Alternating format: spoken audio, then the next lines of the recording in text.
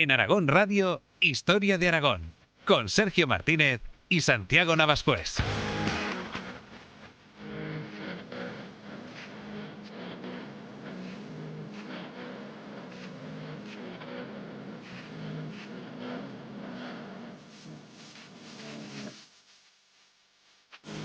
Desde su corte napolitana, el rey Alfonso V de Aragón se quiso postular como paladín de la cristiandad en la lucha contra el avance de los turcos otomanos por los Balcanes. Para aumentar su influencia en la región, la Corona de Aragón dio apoyo a figuras como el líder albanés Skanderbeg, actualmente considerado como el gran héroe nacional del país. ¿Cómo fue la intervención de la Corona de Aragón en Albania? Soy Sergio Martínez, en la técnica está Javier Romualdo y te doy la bienvenida a este viaje por la historia de Aragón en Aragón Radio.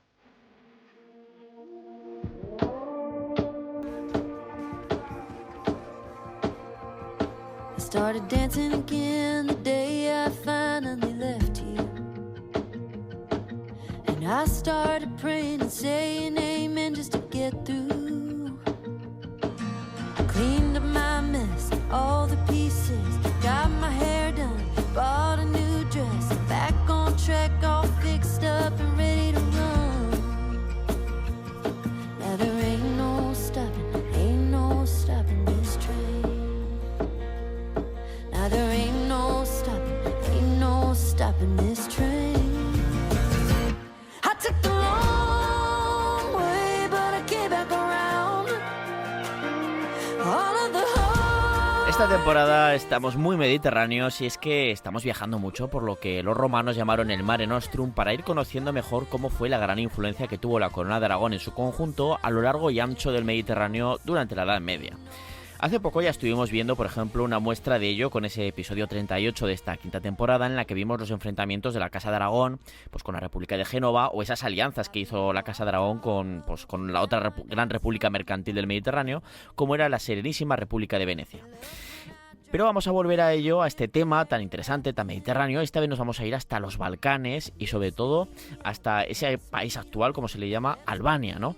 Un país que se está convirtiendo además últimamente en uno de los nuevos destinos veraniegos de moda. Aquí, aunque parezca que sí, no nos ha pagado para hacer ningún tipo de publicidad, pero es cierto, se está convirtiendo en un destino pues vacacional y por eso pues cada vez nos están llegando más a Historia de Aragón, pues más mensajes y tal. Oye, he visto en Viajo a Albania y he visto un mensaje de que mencionaba a Alfonso V de Aragón, no sé qué, ¿por qué? Bueno, pues por eso hemos decidido hacer este programa, ¿no? Porque es bastante fácil ver nombrar en Albania a una figura llamada Skanderbeg, un nombre así muy potente, ¿verdad? Que luego veremos quién fue, y desde luego que fue uno de los grandes líderes históricos de ese país. Y unido a esta figura albanesa, también se nombra, como decía, mucho a Alfonso V el Magnánimo y a la Corona de Aragón, pues a mediados del siglo XV, estas figuras dieron un importante apoyo a este líder albanés en sus luchas contra pues ese imparable avance del Imperio Otomano por la península balcánica.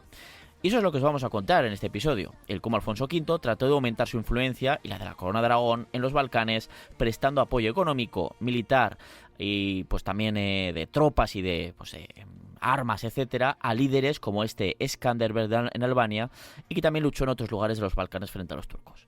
Y como siempre, para hablar de este, yo creo que interesantísimo tema y para hacer este viaje por el tiempo, me acompaña el doctor en Historia, Santiago Navascués. Bienvenido, Santiago. Hola a todos, queridos oyentes. Este es un programa más, ¿no?, de la colección de programas dedicados un poco a la diplomacia, ¿no?, y al juego de alianzas que mantiene la Corona de Aragón en el Mediterráneo, ¿no? Un tema interesantísimo que la verdad es que no habíamos tocado hasta ahora, ¿no? No habíamos hablado casi nada de las alianzas de la Corona de Aragón con otros países, ¿no? De ese tema tan interesante como es la diplomacia. Es verdad, de hecho no lo había pensado yo en este caso, que podríamos hacer es una especie ya de colección, ¿no? Porque es verdad que también hace tiempo hablamos de la importante presencia de la Corona de Aragón en todo el norte de África, desde el Magreb hasta incluso hasta Alejandría. Eso fue un episodio de los primeros, no sé si fue el primero de la cuarta temporada, por ahí era la cosa. Pero luego también pues se une al que comentaba antes, con Venecia, con Génova, y esto además nos mete en otro foco totalmente diferente como es el de los Balcanes, ¿no? Que está todo interconectado siempre, evidentemente, ¿no? Y bueno, pues en esta ocasión, para empezar a dar un contexto histórico a este tema, que siempre lo hacemos, ya lo sabéis, tenemos que irnos hasta el Oriente Mediterráneo y a Europa del Este y así entender mejor el proceso histórico que llevó a la Corona de Aragón a intervenir en la zona de esta forma. Aunque luego recordaremos que además de intervenciones puntuales, ¿no?, que hizo la Casa de Aragón en esa región, sobre todo en la zona del Egeo, en islas del Egeo, en la zona del Peloponeso, ¿no? Pero bueno, son actuaciones puntuales por batallas. De hecho, algunas lo comentamos en ese episodio 38 de esta quinta temporada.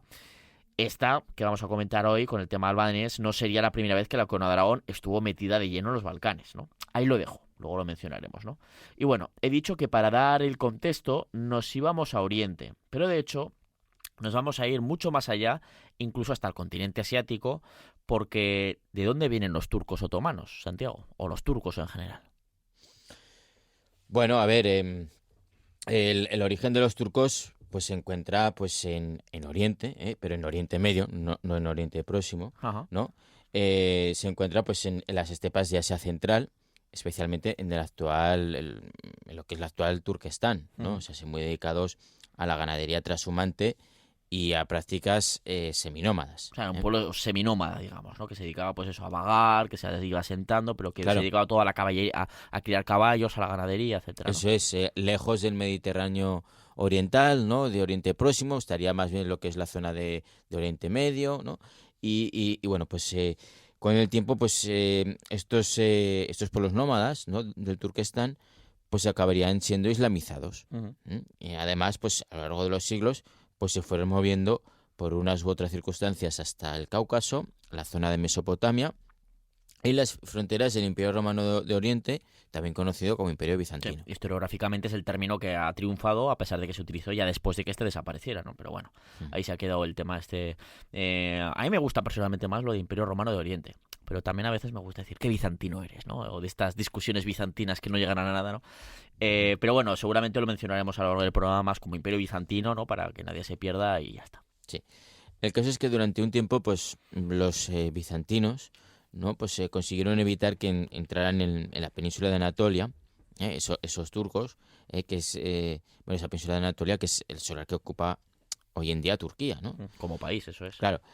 Lo que pasa es que eso cambia con la batalla de Manzikert del año 1071, en el que los turcos pues consiguen derrotar a los bizantinos y abren la llave de la rica región anatólica, ¿no? Y se meten ya hasta la cocina en Anatolia, ¿no? De hecho, aquella derrota, ¿no?, de la batalla de Manzikert pues hizo que el Imperio Bizantino pues comenzara a hacer llamamientos a Occidente para luchar contra el avance islámico, lo que derivó a finales de ese siglo XI en el desarrollo de la primera cruzada que conquistó los santos lugares y Jerusalén. Exactamente, porque has dicho que esa batalla de Manzikert se desarrolló en el año 1071 y la primera cruzada, el llamamiento empieza en el año 1095. A ver, sí. Pasan años, pero ya es verdad que hay el Imperio Romano de Oriente, el Imperio Bizantino, pues está ya en plan, oye, que se nos están comiendo la tostada, que necesitamos ayuda, porque somos al final, llevamos siglos siendo aquí la barrera que está protegiendo a Europa del Este y a Europa en general, la cristiandad. Pero es que ya estamos como estamos, ¿no? Y necesitamos que nos ayudéis.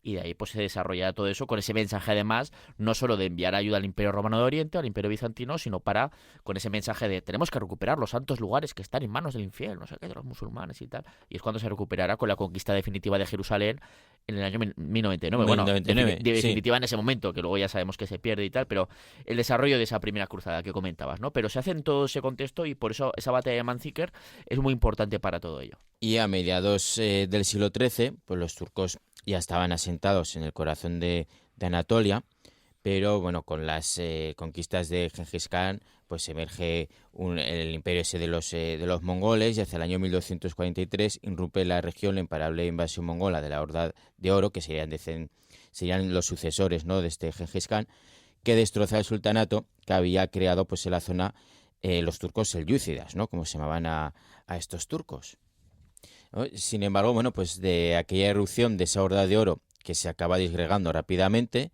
pues surgen pequeños principados, por llamarlos de alguna manera, destacando pues uno de ellos, que es el liderado por Othman I, ¿no? Principados pues en la zona, ¿no?, la zona anatólica del centro de Anatolia, más o menos. Claro. Si miramos en un mapa, estaría en la zona de quizás la actual Ankara, que es la capital, que es una zona central, y yendo hacia el Bósforo, ¿no?, hacia el norte del Mar Negro y tal.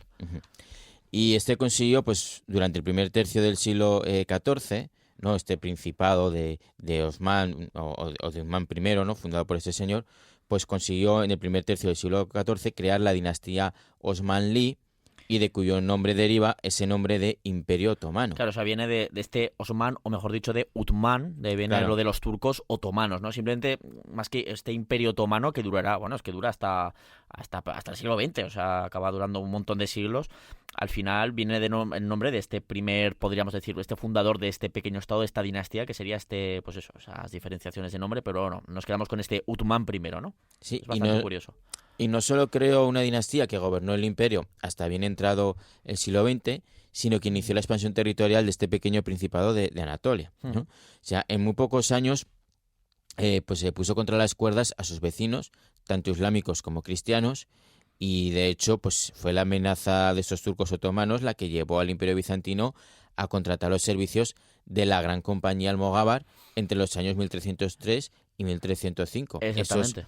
Esos guerreros de élite de la corona de Aragón, que eran una compañía de mercenarios, ¿no? Sí, sí, que habían estado luchando en esas guerras en Italia, en el sur de Claro. Italia, contra Francia, contra los Anjou y todo eso, y Eso al es. final llega la paz y queda en plan un grupo de mercenarios, pues en época de paz, pues no son demasiado, son muy caros de mantener y problemáticos. Y ahí pues Jaime II es cuando busca, por esas buenas relaciones que tenía con la familia imperial bizantina, pues oye, tengo aquí unos soldados que luchan muy bien, que son muy majos.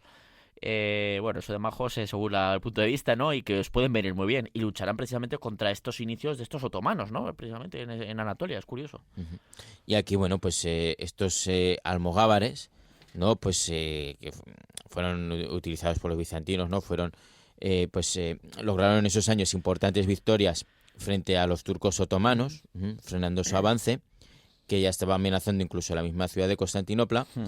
Pero, como ya sabemos, una vez superada esa amenaza de los otomanos, pues los almogávares se volvieron un problema para los bizantinos. Porque menudos eran, ¿no? Los almogávares. Sí, claro, pedían más dinero, más títulos, más no sé qué. Y luego estaban también las envidias en la corte del hijo del emperador. Hacían pillaje también, estos almogávares, También es sobre cierto. la gente que supuestamente deberían de proteger. En Anatolia las fuentes, al menos bizantinas, nos hablan de que les daba igual 8,80. O sea, igual, les daba igual a saquear un pueblo cristiano que musulmán. O sea, liberaron del asedio que sufrían ciudades como Filadelfia, en Anatolia, la actual Turquía, que era una de las ciudades más importantes del Imperio Bizantino de lo que quedaba en esa época, pero luego también hicieron barbaridades contra la población. Claro, eran cristianos, pero ortodoxos, y claro, estos los veían como cristianos a medias, ¿no? Los almogávares, me refiero. Sí, sí. Entonces, bueno, se convirtieron en un problema para los bizantinos y pues estos bizantinos pues trataron de acabar con ellos por medio de la traición. Lo lograron con buena parte de sus capitanes, incluido Roger de Flor. Recordemos en un banquete que los envenena, bueno, los matan, de hecho, los acaban asesinando ahí a traición, cuando ya ha corrido mucho el vino por ahí y tal. Una especie de boda roja en Juego de Tronos, ¿no? Para el que lo haya visto. Algo así. Pero pues los almogávares se rehicieron de este duro golpe y después de saquear todo lo que pudieron, pues se acabaron marchándose hacia el sur de los Balcanes hasta que van creando pues dos ducados propios gobernados por ellos, que son los ducados de Atenas y Neopatria. Exactamente. Siempre estuvieron estos ducados, ¿no? Desde que llegaron aquí los almogávares, en la órbita de la Casa de Aragón, de una u otra manera. Pero en sus últimos años de existencia, y aunque fue durante unos pocos años, el último tercio del siglo XIV, Sí, una década más o menos, así sería aproximadamente, sí, creo. pues aquellos dos ducados acabaron formando parte de la corona de Aragón, ¿no? De ahí eso que os hemos contado antes, de que la historia que os vamos a hablar dentro de unos minutos del apoyo de la corona al albanés Skanderbeg no fue ni mucho menos la primera incursión de los Aragón en los Balcanes. Exactamente, porque al final hablamos de Grecia, pero es que Grecia es la punta final de toda esa enorme península que son los Balcanes, al fin y al cabo. O sea, ahí estuvieron presentes y sobre todo esa influencia que se trató de ejercer desde ahí, ¿no? El caso es que, bueno, estábamos hablando, pues eso, de esos famosos ducados de Atenas y Neopatria que siempre se comentan, por si os lo perdisteis en su momento y si os interesa conocer con más detalle la historia de estos dos ducados de Atenas y Neopatria, de cómo los conquistan los almogávares y cómo acaban pasando a la corona de Aragón, bueno, pues os lo contamos todo en el episodio 5 de la tercera temporada, que ya sabéis que tenéis disponible para escuchar en formato podcast cuando queráis en aragonradio.es y en el resto de plataformas donde estamos siempre, que ya sabéis que somos muy pesados, que son Apple Podcasts, Spotify y iVoox. Así que es episodio 5 de la tercera temporada dedicado a Atenas, Neopatria y los almogávares. Mientras tanto, y a lo largo del siglo XIV, pues los otomanos fueron aumentando su poder y se fueron expandiendo por Anatolia, aunque uno de los momentos clave para su crecimiento como auténtica potencia regional llegó a partir del año 1354, cuando consiguieron establecer su primera base permanente en territorio europeo, en la zona de Galípoli. Ahí están ya las puertas de Constantinopla. Exactamente, está muy cerquita. Claro, 1354, a partir de aquí, bueno, de hecho los turcos nunca han llegado a abandonar territorio europeo como tal, porque esa zona de donde está precisamente parte de ahora actualmente de Estambul, que ha crecido mucho, es antigua Constantinopla, ahora están las dos partes, la europea y asiática, pero esa región sigue siendo continente europeo, ¿no? Es decir, los turcos nunca han abandonado, al fin y al cabo, territorio europeo, pero es el momento clave, ¿no? Esa base que establecen ya permanente en Galípoli en 1354, porque ya desde entonces están a ambos lados del estrecho del Bósforo, y eso ya les permite empezar a expandirse por otras regiones, ya regiones europeas, que esto ya para la cristiandad empieza a ser ya una alerta roja tremenda, evidentemente, ¿no? Y ya no te digo para los bizantinos. Claro, sí, es que a partir de entonces su crecimiento pues fue imparable, ¿no? Ante un imperio bizantino pues en franca decadencia y que iba perdiendo territorio a pasos agigantados, sobreviviendo como podía. Sí. Ya durante el reinado de Murad I, los otomanos pues conquistaron ciudades clave en los Balcanes como Adrianópolis, la actual Edirne, a la cual convirtieron en su nueva capital en 1361. O sea, es que ponen ya su capital incluso en territorio europeo. Ya no están en Anatolia también, sino que es que ya están estableciendo hasta su propia corte en territorio europeo para ver un poquito pues la influencia que estaban creciendo y la expansión territorial tan importante que están ya teniendo en ese siglo, a mediados de ese siglo XIV. Desde entonces, pues el avance turco fue progresando, más o menos según la situación política interna otomana, pero si avanzamos ya hasta mediados del siglo XIV, la época en la que precisamente nos vamos a centrar dentro de nada para hablar de esa relación entre Skanderbeg y Alfonso V de Aragón, pues los otomanos tenían prácticamente cercada Constantinopla y ya habían avanzado bastante por los Balcanes. Sí, sí. Por ejemplo, desde finales de ese siglo XIV en el que estamos, estos turcos otomanos, por ejemplo, ya habían sometido a vasallaje aunque iba por según los periodos, ¿no? Pero, por ejemplo, ya habían sometido a vasallaje a Valaquia, que recordemos que es una región situada en parte de la actual Rumanía y donde, por cierto, salió ese famoso Vlad Tepes, ¿no? Cuya historia acabó inspirando la figura del conde Drácula, ¿no? Vlad el Empalador, como se le llamaba también, porque a sus enemigos, en su lucha contra los turcos otomanos, los solía, bueno, y también a los enemigos propios que tenían Valaquia a la oposición, bueno, pues los empalaba. Los solía empalar. Sí, ¿no? sí, le gustaba eso. Una costumbre que tenía este hombre, pues bueno, pues al final pues acabó inspirando toda esta historia, ¿no? Del conde Drácula, de Drácul y tal, pues bueno, es bastante curioso, ¿no? El caso es que, bueno, las tropas otomanas no solo habían llegado hasta la zona de Valaquia, es decir, hasta el sur de la actual Rumanía, que está, si lo vemos en un mapa, está ya muy lejos ya de esa Constantinopla y de ese Mar Negro, de esa zona original, han avanzado mucho a finales de ese siglo XIV, sino que también habían llegado hasta las puertas de la actual Serbia, habían conquistado la actual Bulgaria, e incluso comenzaban ya a controlar los turcos otomanos el norte de lo que es Grecia. Es decir, que la expansión por los Balcanes ya en 1380, 90 y tantos era ya muy importante. O sea, no era ya una basecilla como Galípoli, no, ya es una expansión territorial muy, muy grande. Sí, o sea, estaban ya perfectamente asentados entre Anatolia y los Balcanes, pero todavía, y muy a duras penas, resistían los jirones pues, de ese milenario imperio bizantino, del cual apenas quedaba la propia capital, Constantinopla, especialmente gracias a sus poderosas murallas y a su situación estratégica junto al Cuerno de Oro, y desde allí, pues, los bizantinos apenas controlaban algunos territorios griegos, especialmente la península del Peloponeso, pero y poco más, o sea, ya está. Entonces los bizantinos eran ya totalmente incapaces, hacía mucho tiempo, de ofrecer una resistencia seria al avance turco, ¿no? Que ya estaba incluso amenazando al corazón de la misma Europa a través de las llanuras del río Danubio. Claro. Entonces los llamamientos bizantinos y también del papado eran constantes para que los príncipes cristianos pues, se aliaran para frenar ese hasta entonces imparable avance. Los reyes de Hungría se convirtieron en los paladines de esa lucha contra el infiel, junto a otros líderes de la religión, un papel pues que asumieron hasta su derrota total ya en el año 1526 en la batalla de Mohacs, donde el mismo rey húngaro Luis II pues murió ante las tropas de Solimán el Magnífico, hundiéndose el reino húngaro, que quedó repartido entre los mismos otomanos y los Habsburgo, liderados en aquel entonces por el emperador Carlos V. Carlos V de Habsburgo, nuestro Carlos V, ¿no? Eso es. Que también era rey de Aragón, rey de Castilla, etcétera, pero bueno, pasa con ese numeral como con el título imperial del Sacro Imperio Romano Germánico, ¿no? Ujú. Pues bueno, con todo esto tenemos ya una visión de conjunto de cómo fue pues ese surgimiento, ese nacimiento y surgimiento del Imperio Otomano como gran potencia y de cómo fue avanzando así la chita callando, ¿no? Por los Balcanes hasta llegar incluso a amenazar a la misma Viena y a buena parte de la cuenca del Mediterráneo. Pero como hemos estado viendo hasta ahora, hubo figuras que trataron de resistir ese avance otomano con mayor o menor éxito, y eso nos lleva por fin a hablar de una de esas figuras que nos lleva a esa Albania de mediados del siglo XV y al apoyo que le dio la corona de Aragón. Ahora toca hablar de Jorge Castriota, más conocido como Skanderbeg, el casi legendario héroe nacional de Albania.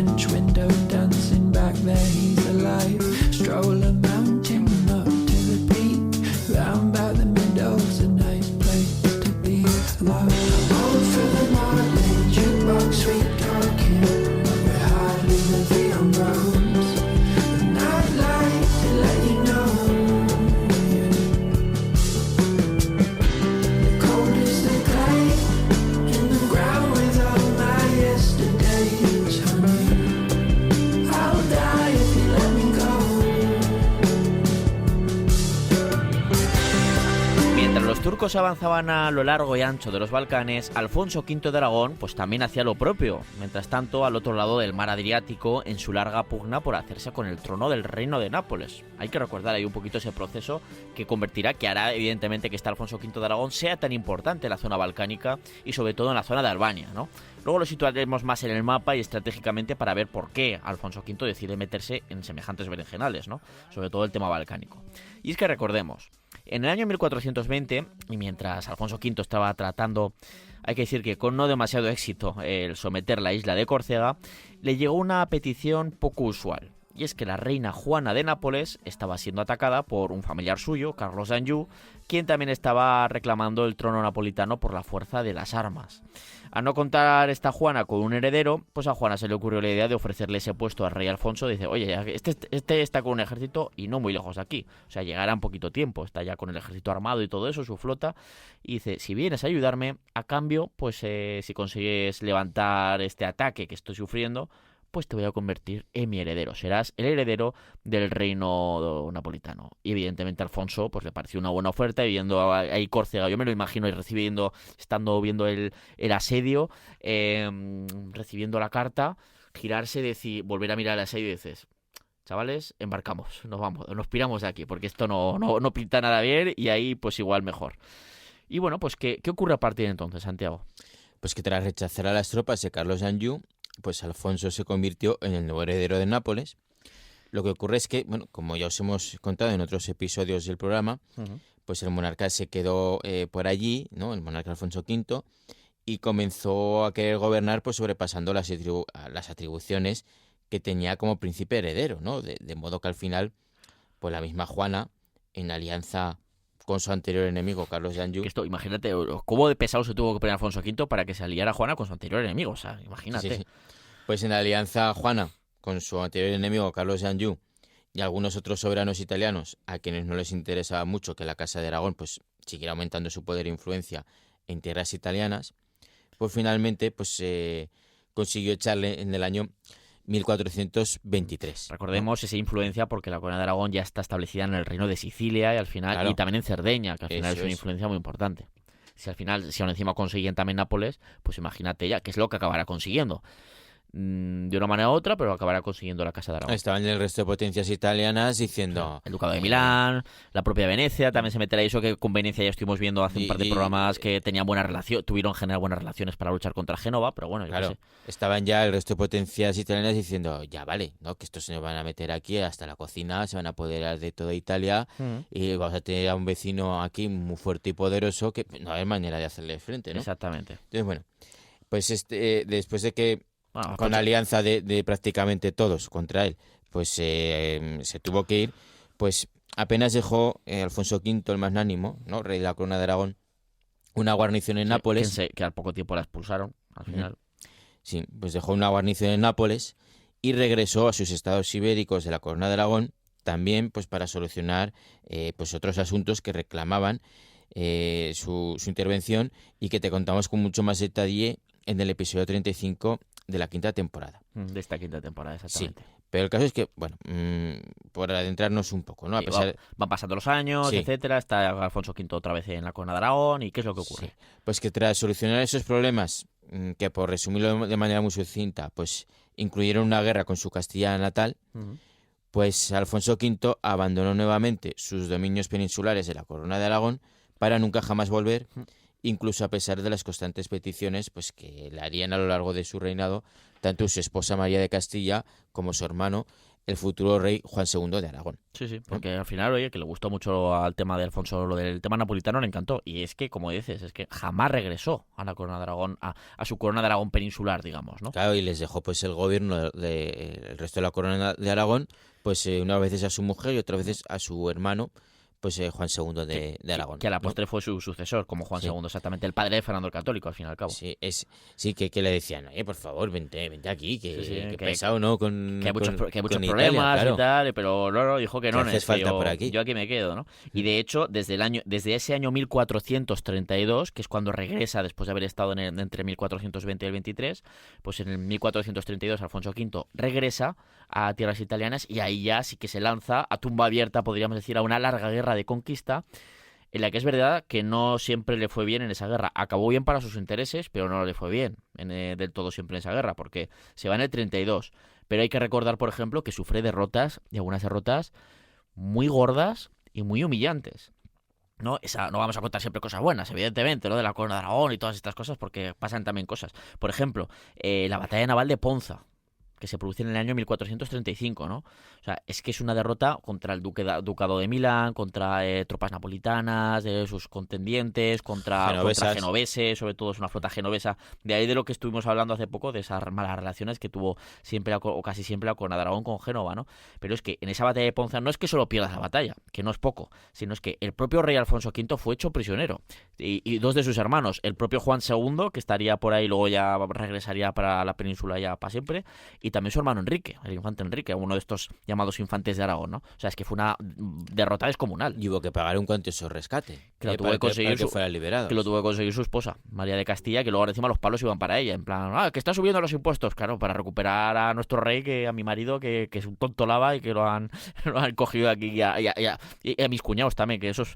Que además la relación de María de Castilla con su cuñado Juan fue bastante regulera, bastante regulera. Bueno, aún así el caso es que finalmente, pues después de estos avatares, ¿no? y problemillas, y bueno, pues Alfonso V pues finalmente pues consiguió alzarse con la victoria, entrando triunfante en la ciudad de Nápoles el 2 de junio del año 1442. Ajá.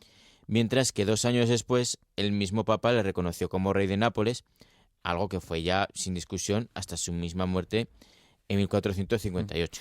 Aquí es curioso, simplemente por mencionar, los que han estado en Nápoles, que serán bastantes de nuestros oyentes, segurísimo, seguro que se recuerdan, porque habrán visitado probablemente el Castel Nuovo, que es un pedazo de castillo ahí en Nápoles, ¿no? Que fue la sede de esa corte de Alfonso V el Magnánimo, y en el que se ven muchas huellas de asistir a ese castillo, no es que lo construya ahí, pero lo reforma, ya con ese estilo, ya con pues aportaciones renacentistas, y por ejemplo, la gran portada de entrada, que es así una decoración muy chula, se ven ahí no solo las barras de Aragón, de los Aragón, ¿no? Sino que también se ve está ahí pues en una especie de grabado el desfile triunfal de entrada de esa entrada de Alfonso V cuando definitivamente conquista la ciudad y hace su entrada triunfal el 2 de junio del año 1442, pues se ve ahí encima de ese arco del triunfo de que forma una parte de entrada, digamos, a lo que es el complejo, ¿no? Al castillo, y eso está muy chulo. Y es huella de la corona de Aragón.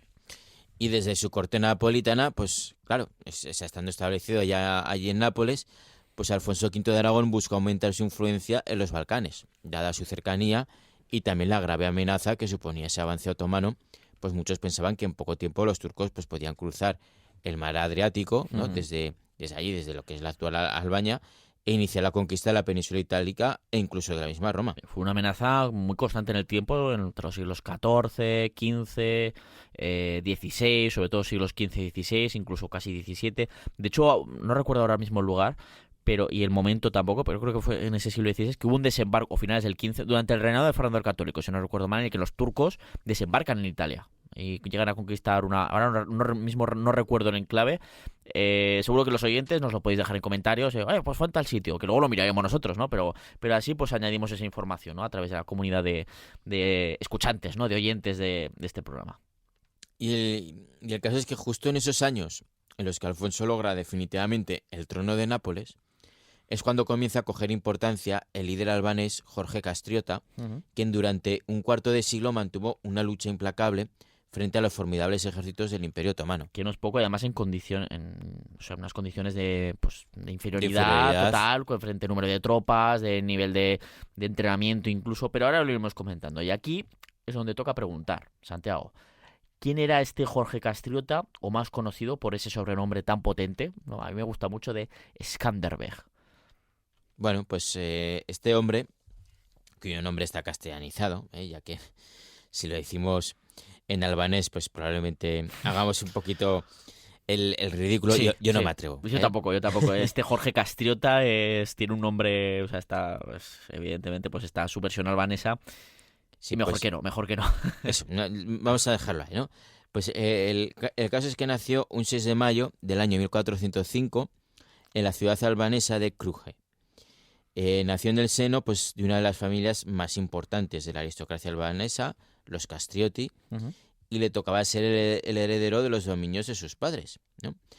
Lo que pasa es que el padre de Jorge Castriota pues, fue uno de los líderes que combatieron contra los ejércitos otomanos, que envió hasta su región el sultán Bayaceto I a finales del siglo XIV. Sí, y aquí la aristocracia albanesa pues acaba derrotada y ante los turcos otomanos, y tuvo que aceptar pues lo típico, ¿no? Pagar impuestos, tributos. Si los turcos otomanos iniciaban alguna guerra de conquista en cualquier lugar de su imperio, pues tenían que acudir con tropas y con ellos líderes, ¿no? Para luchar en ese ejército otomano. Y también estas familias importantes de la aristocracia albanesa, como esta, por ejemplo, ¿no? Como los Castriota o Castrioti que mencionabas, pues tuvieron que enviar a sus hijos a la corte turca, que en ese momento todavía, en esos años, era Edirne, todavía no era Constantinopla, ¿no? Que era entonces todavía su capital.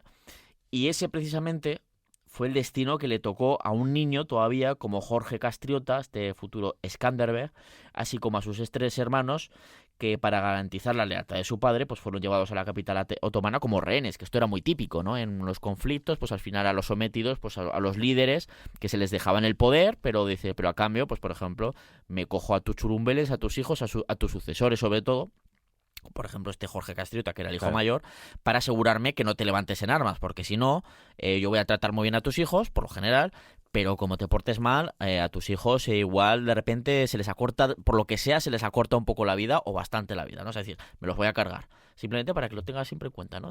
Para que no te levantes en armas. Claro. Y es el destino de este Jorge Castriota, de ir a la corte otomana y ser educado por los otomanos, de hecho. Sí, y allí pues se convirtió al Islam y fue educado en la escuela militar otomana, que esto era pues algo común en aquella época, pues era parte de una estrategia que trataba no solo de controlar a las élites sometidas a través de sus hijos, en plan, oye, que tenemos a tus hijos aquí, como que te cantes, le cortamos la cabeza, ¿no?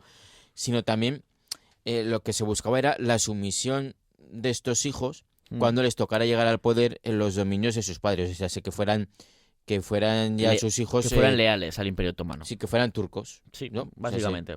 Que a veces salía bien, otras veces no salía tan bien. Que perdieran su identidad y que fueran ya pues como turcos. Que realmente es algo muy inteligente. Por ejemplo, he hablado antes de Vlad Tepes, de Vlad el Empalador, el de Valaquia. Con él y con su hermano también ocurre lo mismo. También estarán su juventud en este caso ya en Constantinopla, creo recordar, o incluso en Edirne, no lo sé, pero estuvieron ahí en la corte. Incluso crecen junto al que será Mehmed II, el sultán Mehmed II, el conquistador de Constantinopla y tal. O sea, crecen juntos, podríamos decir, son casi educados juntos para intentar hacer ese nexo de unión desde críos, ¿no? Pero al final, pues a veces salía bien, pero otras veces pues salía regular. Otras veces pues no terminaban de perder su identidad anterior y salían rebotados. Y se quedaba ahí un poco ahí. Claro. Malditos ¿no? turcos otomanos. Entonces, pues bueno, pues Jorge fue uno de estos, ¿no? Rehenes, acabó destacando y fue enviado a luchar en los ejércitos del Imperio Otomano, llegando a ser importante en varias victorias otomanas, y ahí se ganó pues el título de bey, siendo conocido entre los turcos como Arnavutlu Iskender Bey. Arnavutlu Iskender Bey. Eso así, es. ¿no? Que viene a significar como príncipe Alejandro el Albanés, ¿no? Algo así. Eso es. Y es que pues se decía que Jorge combatía como si fuera un nuevo Alejandro Magno. Ojo. ¿No? Ya estamos con las... siempre, cualquiera que sepa un poquito de tema militar, el nuevo Alejandro Magno, desde la antigüedad, pues siempre esa obsesión por emular a Alejandro Magno, ¿no? Y ese título y sobrenombre que le pues concedieron los otomanos en albanés es algo así como Skenderbeu, ¿no? Del cual pues vendría ese sobrenombre por el que es conocido hoy en día de Skanderbeg. Y que si vas a Albania te lo encuentras por todas partes prácticamente. Claro.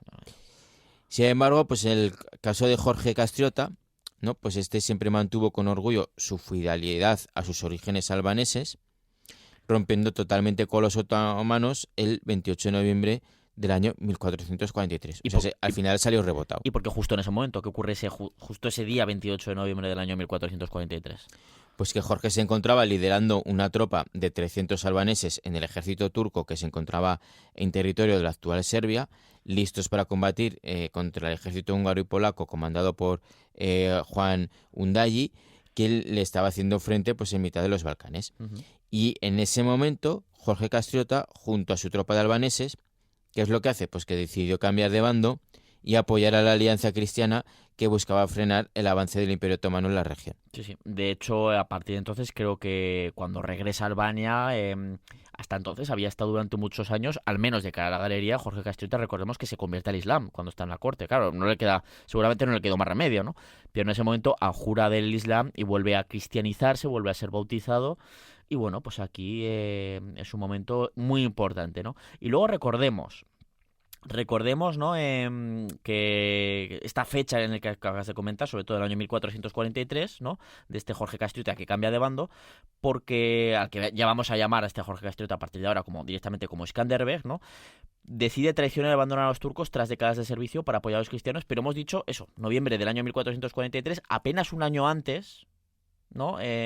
Alfonso V de Aragón se hace con el trono de Nápoles en 1442, recordemos. O sea, se unen estas dos figuras a un lado y otro del Adriático que luego se van a ayudar. Bueno, Alfonso V va a ayudar a este Skanderbeg justo prácticamente en ese momento cuando se revela y se convierte en un líder cristiano, nuevamente cristiano, para luchar por Albania contra los otomanos. Si es que coincide cuando hace ese cambio de bando, que Alfonso V, pues un año antes, pues se echó con el trono de Nápoles y ya está vigilante, ¿no? Sí. A ver qué ocurre al otro lado del Adriático. Al que se cuece por los Balcanes. Claro, ¿no? Porque está ahí la amenaza de los turcos. Digo, a ver si van a invadir con lo que me ha costado conseguir el reino de Nápoles, a ver si me van a invadir o me van a atacar. Es que es territorio fronterizo. Prácticamente, ¿no? O sea, hay un mar por medio, pero no es demasiado, o sea, era fácilmente cruzable. Sí. Claro, entonces bueno, tras esa defección, pues Skanderbeg marchó hacia Albania, se hizo con el control de la fortaleza de Kruje, donde se hizo fuerte,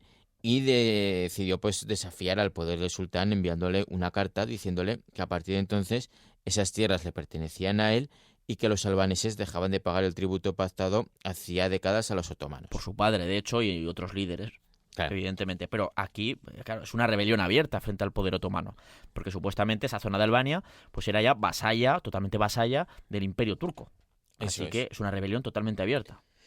Eso es, y gracias a lo que había aprendido pues combatiendo durante décadas en el ejército otomano, desarrolló una defensa del territorio albanés aprovechando su compleja orografía, construyendo fortalezas y adoptando pues una estrategia de ataques rápidos en plan guerra de guerrillas para obligar al enemigo a separar sus fuerzas para proteger del ataque constante pues a las columnas de suministros, aprovechando que también pues el territorio de Albania Es bastante... es montañoso. Es muy abrupto, exactamente. Claro. Aprovechaba un poquito ese conocimiento del territorio, el dominio de ciertas posiciones y luego también todo lo que había aprendido, como bien has dicho, pues en la escuela militar turca, otomana, ¿no? Pues que le Claro, había dado... les conocía bien. Sabía cómo luchaban, había combatido con ellos, sabía sus estrategias de ataque y dice, pues bueno, ¿esto cómo lo podemos contrarrestar? Pues de esta forma y esta, porque tenemos muchísima menos fuerza militar, numérica y de todo, pero con una serie de fortalezas en puntos estratégicos y sobre todo evitando que esos enormes ejércitos otomanos, que a veces eran incluso más de 100.000 hombres que movían ya en esta época, en lugar de, para evitar que se unieran en una sola fuerza común que arrasara con todo, pues les obligaba a separarse pues para poder controlar más territorio o intentarlo y sobre todo proteger esas líneas de suministro vitales para que llegara la comida, para que llegaran las pagas, para que llegara suministros militares, para que llegara todo. Y eso evitaba que el ejército otomano se unificara totalmente y aplastara a cualquier fortaleza albanesa con esas luchas rápidas de guerra de guerrillas. Es una forma inteligente, pero claro, esto lo puede desarrollar este castriota, ¿no? Este Skanderbeg, porque conoce de primerísima mano cómo luchan los otomanos. Eso es, ¿no? Y además el terreno y el terreno le favorece, ¿no? Entonces Skanderbeg pues consiguió que el resto de aristócratas albaneses pues le siguieran, formando la llamada Liga del Este, adoptando desde entonces pues como símbolo la famosa águila bicéfala negra sobre fondo rojo, Sí, que hoy en día sigue siendo la bandera del país. exactamente. Y en los años siguientes, y tras lograr importantes victorias frente a los húngaros, el sultán Murad II pues envió por fin un enorme ejército de 150.000 efectivos en el año 1450 para someter a los albaneses, pero gracias a esa estrategia mencionada anteriormente, los turcos no tuvieron más remedio que retirarse, ¿no? Muriendo pues al poco tiempo el sultán. Es que, ojo, has dicho 150.000 efectivos en el año 1450 para someter a Albania. Las investigaciones hablan de que Jorge Castriota, bueno, este Skanderbeg, que ya vamos a llamarlo así, ya con este sobrenombre, igual el momento en el que más tropas llegó a tener y nunca juntas, pues serían 20-25.000 efectivos, frente a 150.000 que te envía este señor, el sultán Murad II, en 1450. Y aún así consigue que se acabe retirando, porque como con este goteo de bajas constante, con esos ataques a los que no se podía hacer frente, ¿no? Estos ataques rápidos en diferentes puntos, pues al final, fíjate, esa estrategia, seguida por Skanderbeg, triunfa en ese momento. Y fue entonces cuando pues sucedió a este Murad II, su hijo Mehmed II. Mehmed el Conquistador, como se le conoce también. Eso es, que pronto pues dedicó sus primeras campañas a conquistar lo que quedaba del Imperio Otomano, ¿no? Logrando conquistar la ciudad de Constantinopla en mayo del año 1453. Y ya para entonces, pues Alfonso V de Aragón pues se había fijado en ese líder albanés, ¿no? En este Skanderbeg. Pues si nos fijamos en el mapa, pues Albania pues es la parte de la costa adriática más cercana a las costas del reino napolitano. Si se mantenía el liderazgo de Skanderbeg y la resistencia de los albaneses, eso iba a suponer una mayor seguridad para el reino de Nápoles, por entonces ya perteneciente a la Casa de Aragón. Es que no solo estaba también, o sea, no solo existía esa amenaza de ¡ay, que nos invaden, que van a desembarcar!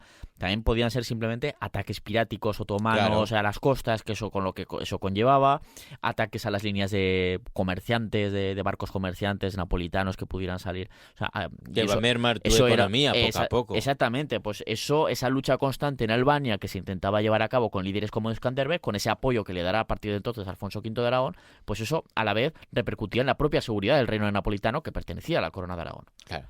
Por ello, pues Alfonso V de Aragón pues se decidió desde entonces a dar un importante apoyo tanto financiero como militar a Skanderbeg, a quien tomó bajo su protección como vasallo en el año 1451. Joder, la Casa de Aragón teniendo albaneses ahí como vasallos a mediados del siglo XV. Esto mola, la verdad es que mola. Y desde entonces pues la relación entre ambas partes fue muy estrecha en los años siguientes y Alfonso V siempre estuvo dispuesto a aportar tropas, armamento y dinero para las campañas de los albaneses contra los turcos. Un apoyo que fue crucial durante las campañas militares de Skanderbeg para mantener la lucha contra el poderoso Imperio Otomano. Sí, sí. Por ejemplo, el sultán Mehmed II, una vez que ya había conseguido conquistar Constantinopla a los bizantinos, acomete una campaña para recuperar el control de la rebelde Albania y envía un importante ejército en el año 1455. 5 años ha tenido ahí Skanderbeg, 5 años de cierta tranquilidad, podríamos hablar, en el que ha estado siendo ya apoyado por Alfonso V, ¿no? Desde la última campaña en 1450, los otomanos vuelven a la carga en el 55, ¿verdad? Sí. Y en dicha campaña, pues los albaneses logran algunas victorias y entre las tropas que comandaba Skanderbeg, pues se cuentan 500 hombres enviados por la corona de Aragón, además de pertrechos y dinero. Para poder contratar a más y armar a más gente, evidentemente. Sin embargo, pues finalmente ese año el líder albanés sufrió una de las peores derrotas de su vida, perdiendo más de 5.000 hombres, incluyendo pues esos 500 soldados enviados por Alfonso V de Aragón, ese mismo año. La amenaza pues fue tal en ese momento que el monarca aragonés pues ofreció a Skanderbeg pues un lugar en su corte napolitana, tanto para él como para su familia, en caso de que la resistencia albanesa se viniera abajo. O sea que vemos ahí unas muy buenas relaciones entre Alfonso V de Aragón y este Skanderbeg. Ya no solo relaciones por interés, sino que incluso dice, porque podría decir, te doy apoyo, pero si eres derrotado ahí te quedas, ¿no? Claro. No, pero le dice, oye, pues te coges un barco y te vienes con tus chicos y tu señora y te vienes ya a la corte de Nápoles y ya veremos lo que hacemos, ¿no? O sea, claro, al final es un vasallo, o sea, proclamado, lo ha cogido como vasallo, recordemos, Alfonso V en 1451, a Skanderbeg. Sí, lo que pasa es que no hace falta, ¿no? Que esto se llegue a dar, ¿no? Que se refugie Skanderbeg en Nápoles. Sí, porque a pesar de las derrotas consigue resistir, ¿no? Eso es, porque consigue resistir y en el año 1457 pues logró una nueva victoria frente a los turcos. También fue importante en esos años el apoyo de Roma, y entre otros motivos ese apoyo de Roma pues vino también por alguien ligado a la corona de Aragón, como fue el Papa Calixto III, que este se convirtió en pontífice entre los años 1455 y 1458, y su nombre secular era Alfonso de Borja. Este igual no suena más, porque Calixto III dice, Claro. Vale, Calixto III, pues bien, pero sí, este señor era parte de la familia de los famosos Borja o Borgia, en su nombre ya italianizado, y precisamente es que era tío de Rodrigo Borgia, el que luego será el segundo papa de esta familia, ¿no? Que sería papa ya a finales de ese siglo XV, y en el que, bueno, pues Es el más famoso. es el junto a famoso sus que ha hijos. pasado junto a su familia, César Borgia, ay, ahora no recuerdo cómo se llamaba la hija, Lucrecia. Lucrecia Borgia, exactamente, gracias Santiago. Es el famoso, ¿no? Pero ya antes un tío suyo, este Alfonso de Borja, ¿no? Que aún mantuvo su nombre y tal, fue también papa justo en esos años y apoyó las rebeliones de Skanderbeg, pero bueno, es que este papa había nacido en el Reino de Valencia, ¿no? Y bueno, pues como ya sabéis, de la fascinante historia de esta familia de los Borgia, originaria de la Corona de Aragón, ¿no? Y posible también de la localidad zaragozana de Borja, os la contamos en el episodio 3 de la 4ª temporada de este programa. Y bueno, incluso el papado nombró esos años a Skanderbeg como Atleta Christi, es decir, también ese título de campeón de Cristo, que es un nombre que dices, hola, campeón de Cristo, ¿no? Es decir, como también para animar eso a continuar en esa lucha a los albaneses y a Skanderbeg contra los otomanos. Sí. Sin embargo, y a pesar de haber sido muy intenso el apoyo que le dio la corona de Aragón en aquellos años, interesada en defender sus fronteras napolitanas gracias a ese colchón que supuso la lucha albanesa, pues ese apoyo se acabó a la muerte de Alfonso V el 27 de junio del año 1458. Este señor, Alfonso V el Magnánimo, que conquistó Nápoles, no tenía hijos legítimos y sus dominios en la península ibérica pasaron a su hermano Juan II, pero con el reino de Nápoles, que lo había conquistado él, y podía hacer lo que quisiera con él, porque era una conquista suya. Era un acapto, llamado así, ¿no? Claro. Pues ese reino decidió dejárselo en herencia al hijo bastardo que había tenido esos años con un amante en Italia, iniciándose así el reinado de Fernando o Ferrante I de Nápoles, que duró hasta el año 1494. Y claro, este señor ya no tenía tanta fuerza, ¿no? Y tanto poder como Alfonso V. Sí, ¿no? ya tenía sus propios problemas como para mantenerse en el trono, aunque aún así se mantuvo durante bastantes años, ¿no? Claro. Desde 1458 hasta el 94. Pero bueno, aún así, bueno, era una rama ilegítima, pero igual que había muchas en otros lugares, ¿no? Pero había ya un Aragón, alguien de la casa de Aragón, en el trono de Nápoles. Pero es verdad que este reino napolitano quedó separado durante unos años de la corona de Aragón hasta que Fernando el Católico pues decidió conquistarlo ya de forma definitiva, que esto ya os lo contamos en otros programas, ¿no? Mientras tanto, pues Skanderbeg, ¿qué siguió haciendo en esos años? Pues siguió luchando contra los otomanos hasta su muerte en 1468 tras enfermar de malaria, aunque la resistencia albanesa pues continuó todavía una década más hasta la derrota final a manos del sultán Mehmed II, quien consiguió someterlos en el año 1478, Ujú. más allá de alguna rebelión esporádica, ¿no? que hubo a pesar de estar sometidos hasta el año 1500. Vale. Pero aún así vemos a esta figura, este Jorge Castriota, este Skanderbeg, que apoyado por la Corona de Aragón, y no solo ella, evidentemente, pues estuvo ahí luchando frente a este poderosísimo y ya casi en su auge Imperio Otomano, el momento que llegando a su auge, pues estuvo resistiendo durante un cuarto de siglo, durante unos 25 años aproximadamente, a pesar de la inferioridad de condiciones. Es que fue tremendo, ¿no? Y ahí, bueno, Que no está mal. pues Alfonso V pues tuvo un papel pues ciertamente importante, ¿no? No vamos a decir que si la Corona de Aragón no hubiera resistido, evidentemente no, pero ahí estuvo ese papel de la Corona de Aragón en Albania, Puso su granito de sí, arena. que sigue siendo reconocido hoy en día, o sea, para que si alguien, oye, que se va de vacaciones y tal, o viaja por ahí, que lo ve y tal, pues para que que sepa ya, pues sí, por esta relación y tal, pues es por por eso se nombra Alfonso V de Aragón y tal, o a veces como Alfonso de Nápoles, porque al final también era rey napolitano en ese momento, ¿no? Pero era, pues eso, Alfonso V de la Casa de Aragón, de la Corona de Aragón. El caso es que durante unos años el apoyo que dio la Corona de Aragón a este líder albanés fue clave, desde luego, en su larga resistencia ante una de las mayores potencias ya en auge de esa época, y de ahí que todavía hoy en día, pues eso, creo que decimos, se siga recordando a este hombre. Y hasta aquí este programa, esta presencia, esta importante presencia que tuvo y apoyo que desarrolló la Casa de Aragón, la Corona de Aragón en tierras albanesas, y a este líder Skanderbeg, que todavía hoy sigue siendo pues el considerado como ese líder nacional, patrio albanés. Santiago, hasta aquí llega el programa y nosotros nos escuchamos ya en el próximo episodio para seguir hablando de cositas históricas aragonesas. Hasta la próxima. ¿Te interesa la historia? Recupera este y todos los programas en Aragón Radio Podcast.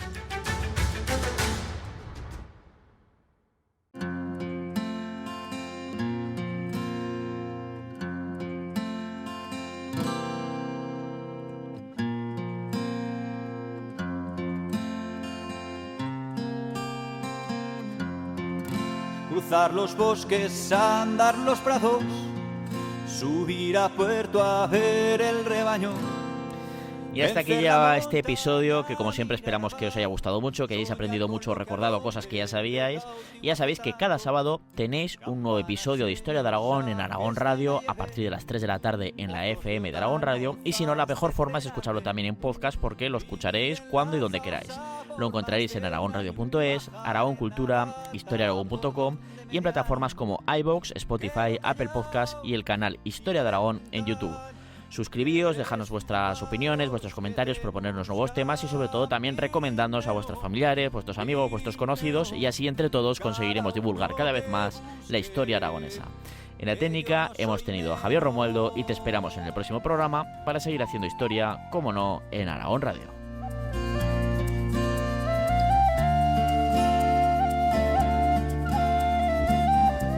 En Aragón Radio, Historia de Aragón, con Sergio Martínez y Santiago Navascués.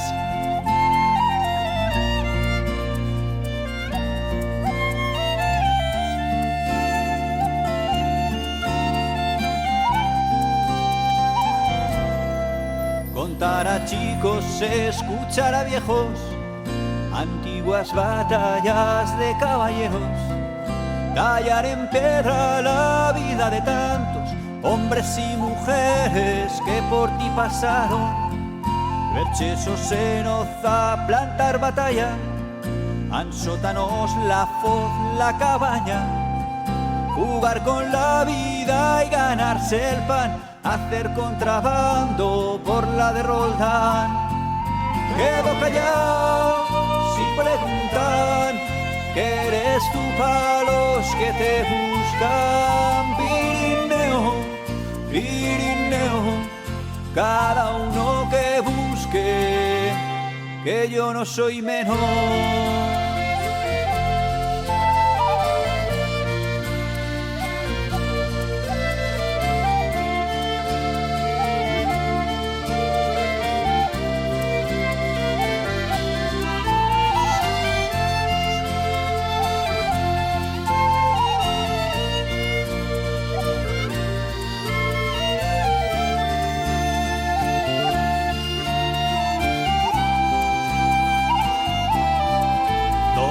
Castillo y Peñaforca, o al gigante de la Ribagorza, pasar Bachimaña cara al infierno, besar la gran facha en pleno invierno, ver Mondarruego remontar el Ara, soltar ganao pasao ver Natuara, salir de Broto en julio a la fin, saludar amigos en Gavarní.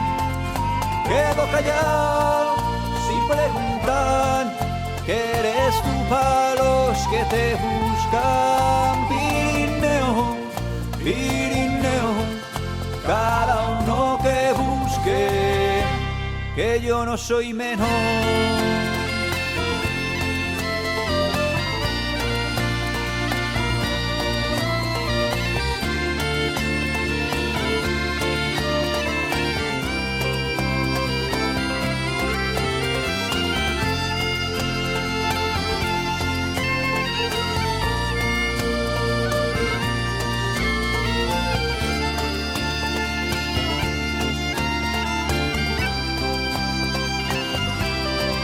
Sonar cañones para San Antón, quedar con las brujas en el turbón, enseñar secretos a compaire, solo dejar pasar a un tal Lucien Briel, dejar libros por ayudar a padre, marchar de casa por nacer tarde, volver al tiempo al mismo lugar.